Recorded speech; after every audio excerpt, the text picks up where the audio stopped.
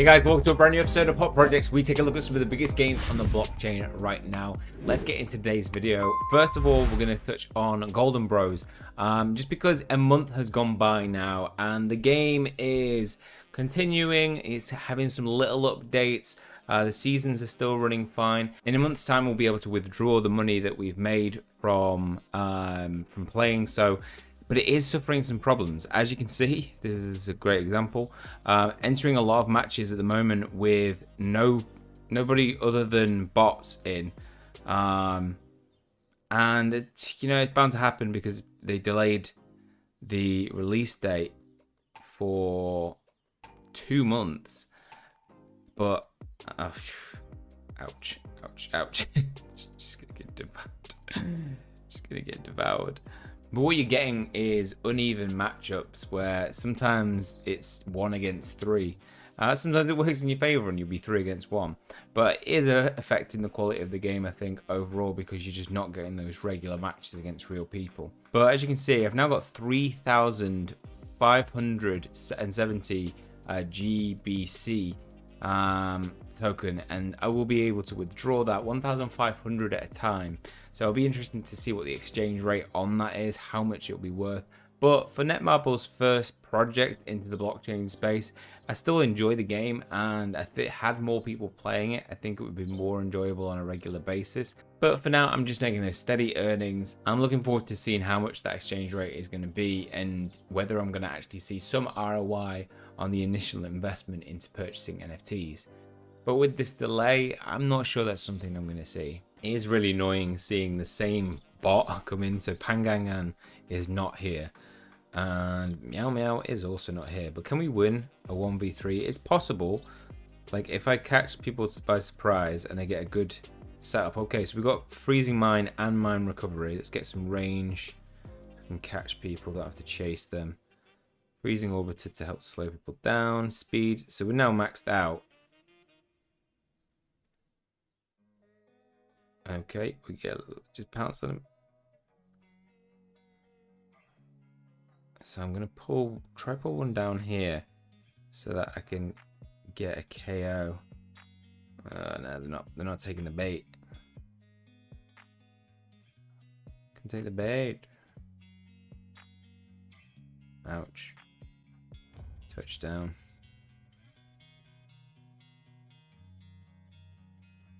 There's the duck. Oh dear. 3 against 1. What are you going to do? At least this time the bot is on the other team. Oh, I just ran into a train. My god, what am I doing? Just to prove that I'm not completely inept to this game. Let's go, people. Okay, we've got 2 people. It's 2 against 1. This is not fair. Yeah, as you can see, it's hit and miss. You get a lot of 2v1s, 1v1, 2v2. It's rare that you get a 3v3 now. Next up, we take a look at Undead Blocks because they have their pistol speedrun competition beginning this week. All you have to do to enter is own one of the NFTs. You can purchase these on OpenSea. We took a look at this mid last week, so you can go check the video on this where I did an excellent speedrun. Look at this accuracy. Oh yeah, oh yeah. Oh dear. Yeah, I mean I'm not great at it. There we go. There's some headshots. Go on, get him. And yeah, $20,000. I don't know whether it's going to be $20,000 prize or I believe it's going to be Z-Bucks. 20,000 Z-Bucks are available to be able to be won. Yeah, you can take part in this. This begins July the 8th. And will run till July the 10th. So if you're really into zombie killing, like Call of Duty style gameplay, first person shooter, then this game might be for you. And with big backers like Animal Runs behind this, I think this is one that's going to be successful. Everything in the game runs really smooth. The perks are pretty cool as well. So, well, I say perk at the moment, but there will be further perks down the line. And whilst ETH is down low, it's probably a good time to get in for picking up one of these NFTs. Wow. Made it to round 1. That's embarrassing. See if you can do better than me. Next up, we take a look at Dracu Master. If you're into kind of your Axie gameplay, turn-based, You're owning 3 of these NFT characters that you'll be battling against other people. Roguelike game, play to earn, then this is one for you. I've really enjoyed playing this game. It functions really well. You can go in the marketplace now and check out some of the NFT Dracus that are available. But it looks like they're going to be having a whole new deck introduced into the project. And that will change the meta. So whatever's the best in the game right now, you know, some people saying don't you dare change my burnout, might change. And this is a really good idea in my opinion, because it presents a fresh opportunity for people to get in and learn the game and potentially build one of the better decks. And it just means that those who have invested loads of money into buying the best NFTs might not have the best setup anymore. And then you'd be pretty good if you'd spent a lot of money on some of these Dracus and they've changed the meta. 0.65 will get you one of these Dracus, and you will need to own 3 to be able to take part in most of the game's mechanics. Price action on this game has been pretty interesting, because we recently saw a massive drop in a day, lost 50% in one day, and then we've now seen a recovery. So actually, if you picked some of this token up here, you could have seen almost a 2x. I think they've done some really interesting things to kind of build awareness around this game. So they do have a tournament that's been going on, and this has been going on between different universities. So as we'll see in a minute, Cambridge, Oxford, ICL had a warm-up game in the UK. So this is called the Dracu Champion Series 2022, and I think this is a really good way of increasing awareness around the project and also attracting people to it, because if you put up big competitions, people want to take part in those and compete. And this also gives us a look at some of the merchandise that they're going to have alongside the game. I think the plushies are really cool. It'll be really interesting if you could actually order your own plushie, but I think that would be too complex for them to do, because they'd have to have so many different variants, and manufacturing wise that would be quite expensive. So Dracu might be worth getting involved in if this is the type of game that you enjoy. I think it definitely has the fun factor to it, along with the play to earn. In this market, it could be that, you know, you invest in the game late and, you know, the ROI is gone. But what you might also see is some of the good games, some of the things that are more enjoyable, that will build awareness and increase its user base.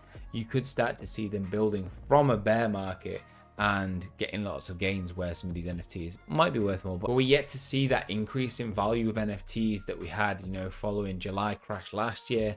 We did see a lot of NFTs going up in price, and we've now seen them go dramatically down and filter out to where they're not worth a lot at all, and which kind of increases the pressure to sell, I think. So you don't want to miss out on the value that they have currently hold. 65.65 BNB, roughly about what, $130 for one of these at the very basic. But they're going to bring, when they bring breeding in, this is going to increase the NFT pool as well. But when you add things that, you know, change up the meta, new decks, that can be something that causes some of these to lose value.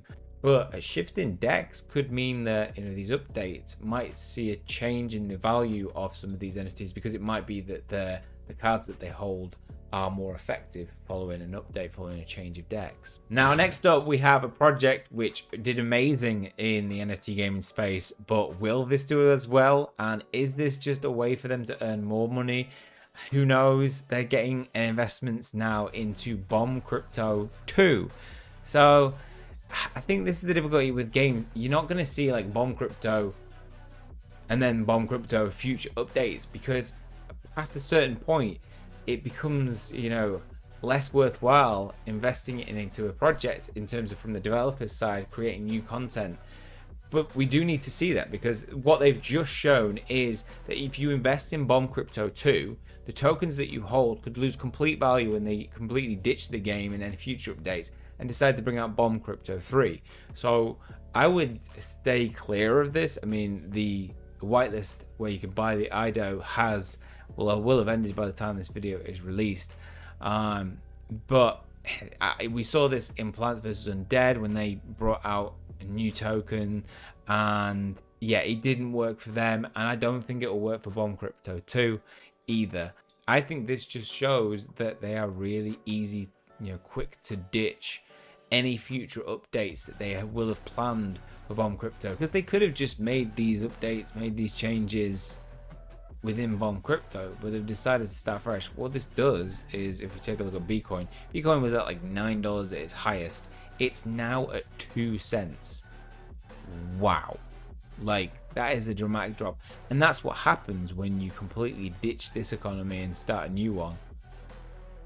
You know, here I sold for 345, where that has been worth $1 today. You got to ask yourself, are you willing to invest in a token that at 0.02 now 8, we're talking it's lost 99% of its value from its all-time high, over 99% of its value? Are you realistically going to want to invest in a new token when you know that that's what they're going to do if as soon as the markets look bad? Who knows, it could pay off, but I really think this is going to be a short-term payoff. You know, get out early. Personally speaking, I don't see this having a long life game, a long-term value. Why didn't you just implement this well-balanced game economy into your current game? And it doesn't seem like there's any major changes in Bomb Crypto 2. Like, it's going to have a complete whole, you know, redesign. It's going to be 3D and it's going to have new game modes. This doesn't look very different to Bomb Crypto to me. It's Polygon, so it's not BSC, but yeah, nothing major to make a Bomb Crypto 2 very attractive in my opinion. Next, as NFT games progress and we start to see more genres being pulled into the NFT gaming space, Nitro League, I think, could be one of the ones that is first into the racing scene. I think we need a good competitive, you know, car building game where you can take that into races and compete for prizes. Daily rewards will be provided in the Nitro League garage, but we want something that's competitive, you know, where I can say, you know, pink slip style, where I, you know, actually bet my car that I'm going to beat you, or I'm going to bet so many of these tokens that I'm going to beat you. But if you're going to have a racing game, it needs to function really well first of all. So I think biggest priority is, you know, control, steering, drift. You know, you want everything to be right in terms of where gaming is at the moment with racing. Next up, I think the most important thing is design. So if you're going to attract people into it, you want to be racing. You don't want to be racing on old school style games. You want to be racing on something that's new, up to date, modern.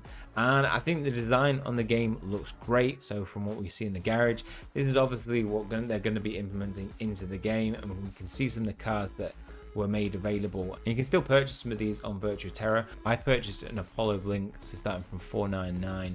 They did sell tires at one point, different rarities, and obviously that's probably going to impact on the game in terms of, you know, your control, how much your speed, top speeders, things like that.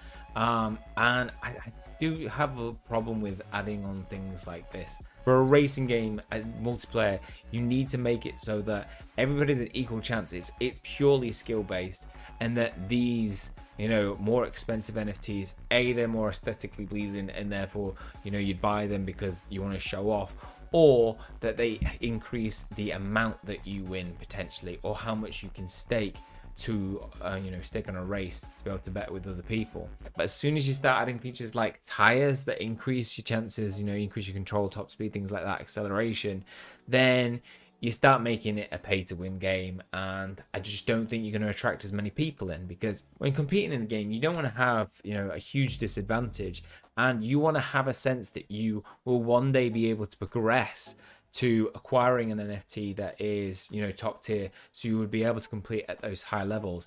If that's too unobtainable and the value is too high, then you can start to feel a little demotivated to keep playing the game. And then finally we have Affine. We're talking about this because they have their Gen 0 NFT sale on the 6th of July. So 2 days from now, you'll be able to pick up your first Affine pet. And this game, I think, is going to be really good because it's going to have augmented reality. You know, Pokemon Go was such an iconic game. I'm not sure we're going to see that same level of hype around an AR game. There has been many replicas that have tried to do Pokemon Go, and we saw, well, I saw, because I covered a lot of these projects, that the user base just went down and down and down for them. People became a little bit bored, it became a bit repetitive, and it has to have a strong IP, I think, for it to survive. And this is obviously starting from afresh, but it's NFT based, so you do have something that makes it really unique, makes it stand out. And you know, the trailer looks great. If they can build this metaverse I'll definitely be on board. So I'll be hoping to pick up one of the NFTs in the Gen 0 sale. The Affine token is available now if you wanted to pick some up. We did take part in this private sale for Affine, and one of the things that was good about it is the vesting period was really short, so it was 90 days. So you're not going to see like monthly sell-offs with this this token. So Gen 0 buddies, while this contest, there are little ways of you being able to get in, but here we can see the Gen 0 buddies NFT sale. They came, they saw, they stayed. Looks like our Gagamaras are giddy with anticipation over that shifty egg. Ooh. I think the game design looks great. You know, this is definitely, look at the intricacies, like the moving grass adds to the quality. What's in the egg? It's got to be one of these guys, right? This guy's got egg. They're all still in their eggs. Gagamaru. Looks like there's going to be 4 NFTs to pick from. Gagamaru, who we saw there, Pegasus, Bloom, and Nessie. And these are going to set you back 2,995 FYN. As you'd expect, we've seen an increase in the price. So over the past 14 days, it was at a low of 0.036. It's seen about a 50% bump in total to get it to where it is at the moment. And that's people obviously stocking up on the token to be able to take part in this NFT sale. I would expect a decrease after the NFT sale. So 0.052 times by 2,995 means that you're going to be looking at $155 to be able to pick up one of these NFTs.